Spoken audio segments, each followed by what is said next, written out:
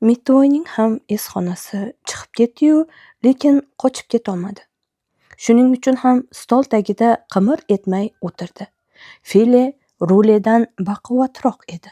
U ruleni o'lasi qilib urish uchun dahlizga sudrab olib chiqdi. Paytdan foydalanib Karlson bilan Mitvoy stol tagidan chaqqon chiqib olishdi. Karlson polda sochilib yotgan likopcha siniqlarini ko'rib dedi: "Hamma likopchalar sinibdi-yu, lekin chinni qozoncha butun-a?" dedi. "Endi bu bechora yolg'izlikda siqilsa kerak." U shunday deb idishni kuchining boricha polga urdi. Keyin Mitvoy ikkovi derazadan lip etib tomga chiqib olishdi. Mitvoy File bilan Rulening uyiga qaytib kirishganini, Filening "Menga qara, nega endi hamyon bilan soatni qaytarib berding, nodon?" deb so'raganini eshitdi. "Nima, jinni bo'ldingmi?" deb javob qildi Rule. "Axir sen berding-ku." Karlson ularning urishganini eshitib qotib kuldi. "Ha, bugun shuncha o'ynaganimiz yetar", dedi u xoxolab kularkan. Mitvoy ham bugun rosa jinnilik qildi. Mitvoy bilan Karlson bir-birlarining qo'llaridan ushlashib, Karlson yashaydigan mo'ri orqasiga yashiringan kichkina uycha tomon ketishganda qosh qoraygan edi. Ular Karlsonning uychasiga yetay deb qolishganida ko'chadan o't o'chiruvchi mashinaning signal berib o'tganini eshitib qolishdi. "Biror joyga yong'in chiqqanga o'xshaydi", dedi Mitvoy. "Eshitdingmi? O't o'chiruvchilar o'tib ketishdi." "Balki sening uyingdadir", dedi umid bilan Karlson. "O't tushgan bo'lsa menga darrov ayt. Ularga jon deb yordam beraman, chunki men jahonda eng zo'r o't o'chiruvchiman." Ular tomda turishib, o't o'chirish mashinasining eshik oldiga kelib to'xtaganini ko'rishdi. Mashinani odamlar o'rab olishdi, biroq negadir yong'in ko'rinmasdi. Lekin baribir mashinadan to tomgacha xuddi o't o'chiruvchilarnikiga o'xshagan uzun narvon qo'yishdi. "Balki ular meni olib tushgani kelishgandir", deb so'radi Mitvoy tashvish aralash. Birdan uyga qoldirgan xatini eslab, axir kun ancha kech bo'lib qolgandi. "Hayronman, nega endi hammalari tipirchilab qolishdi? Nahotki sening tomda bir oz aylanib yurishing bitta yarimtaga yoqmagan bo'lsa", dedi Karlson jahl qilib. "Ha", dedi Mitvoy, "oyimga, bilasanmi, oyimning asablari." Mitvoy bu haqida o'ylarkan, oyisiga achinib tezroq uyga qaytgisi keldi. "O't o'chiruvchilar bilan bir oz hazillashsak yomon bo'lmasdi", dedi Karlson. Biroq Mitvoyning endi ko'ngilxushlik qilishga xohishi yo'q edi. U narvondan ko'tarilayotgan o't o'chiruvchilarning tomga yetib kelishini kutib, bir chekkada indamay turardi. "Ha, mayli", dedi Karlson. "Bo'lmasa men ham yotib uxlay. To'g'ri, biz o'zimizni juda yaxshi sipo tutdik. Boshqalar bizdan ibrat olsa bo'ladi, lekin ertalab isitmam 30-40 darajadan kam bo'lmaganini unutmaslik kerak." Karlson shunday dedi-yu uychaga chopib ketdi. "Xayr, Mitvoy", deb qichqirdi u.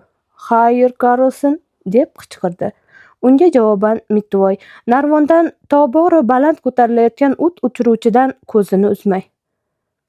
"Hoy, Mitvoy", deb qichqirdi Karlson mo'ri orqasiga yashirinmasdan avval. "Bu yerda turishimni o't o'chiruvchilarga ayta ko'rma. Axir men jahonda eng yaxshi o't o'chiruvchiman-ku. Biror uyga o't tushsa, ular menga odam yuborishadi." O't o'chiruvchi juda yaqin qolgandi. "Joyingdan qimirlamay tur", deb buyurdi u Mitvoyga. "Eshityapsanmi? Qimirlama deyapman. Hozir chiqib seni olib tushaman." Mitvoy o't o'chiruvchining bu mehribonchiligini ko'rib, meni ogohlantirishning hojati yo'q edi, deb o'yladi o'zicha. Axir u kechqurun tomma-tom rosa yuradi. Hozir esa narvonga o'zi bemalol kelishi mumkin edi. "Sizni oyim yubordimi?" deb so'radi Mitvoy o't o'chiruvchidan. U Mitvoyni ko'tarib pastga tushayotganida. "Bo'lmasamchi, albatta oyingda, lekin ko'zimga tomda yana bir bola yurgandek ko'rinuvdi." Mitvoy Karlsonning iltimosini eslab, Yo'q, bu yerda mendan boshqa bola yo'q edi, dedi jiddiy. Oyisining asabi chindan ham chatoq edi. Oyisi, dadasi, Bosi, Betin va bir qancha begona odamlar ko'chada Mitvoyning tushishini kutib turishardi. Oyisi yugurib kelib Mitvoyni bag'riga bosdi. U ham yig'lar, ham kular. Keyin dadasi Mitvoyni ko'tarib bag'riga mahkam bosgancha uyga olib ketdi. Bizni juda qo'rqitib yubording-ku, dedi Bosi. Betin ham yig'lab yubordi. U ko'z yoshi aralash. Endi bunday qilmayding, xo'pmi?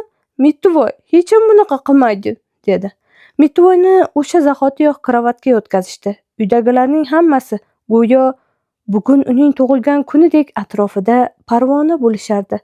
Biroq dadasi, nahotki bizni xavotir oladi deb o'ylamading? Nahotki oyining o'takasi yorilib ketishini, kuyib pishishini, yig'lashini bilmading? Dedi jiddiy ohangda. Mitvoy ko'rpasida g'ujanak bo'lib oldi. Nega endi tashvishlandilaring? Deb ming'irladi u. Oyisi uni mahkam quchoqladi. Gapingni qara-ya, dedi oyisi. Tomdan yiqilib tushganingda nima bo'lardi? Sendan ajralib qolganimizda nima bo'lardi? Xafa bo'larmidingiz? Sen nima deb o'ylovding? Dedi oyisi. Dunyodagi bor boyliklarga ham seni alishmayman. Buni o'zing ham yaxshi bilasan. 100,000 million kron berishsa ham ko'nmasmidingiz? Deb so'radi Mitvoy. Ha, 100,000 million kronga ham rozi bo'lmasdik. Demak, men shunchalik qimmat turarkanman-da, dedi Mitvoy hayron bo'lib. Albatta-da, dedi oyisi uni yana bir bor quchoqlab. Mitvoy o'zicha o'ylay boshladi. 100,000 million kron. Ozmuncha pulmi? Bir qop bo'ladi-yu. Nahotki shunaqa qimmat tursa, axir kuchukchani, chinakam chiroyli kuchukchani atiga 50 kronga sotib olsa bo'ladi-yu.